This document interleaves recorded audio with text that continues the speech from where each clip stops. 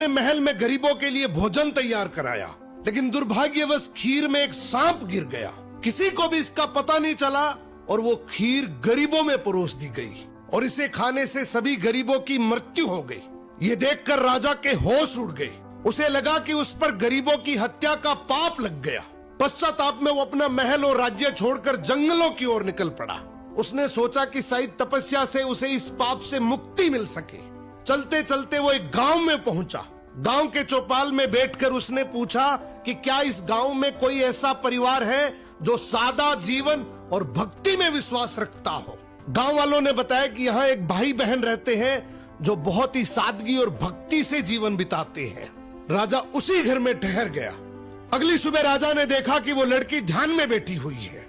आमतौर पर वो जल्दी उठकर घर का काम और नाश्ता बना लेती थी, लेकिन उस दिन वो काफी देर तक ध्यान में लीन रही।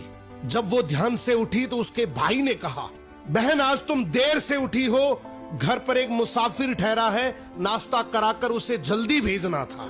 लड़की ने शांति से कहा, भैया ऊपर धर्मराज के दरबार में एक बहुत उलझा हुआ मामला चल रहा था, उसी पर ध्यान लगा था, इसलिए देर हो गई। भाई ने पूछा, कैसा मामला?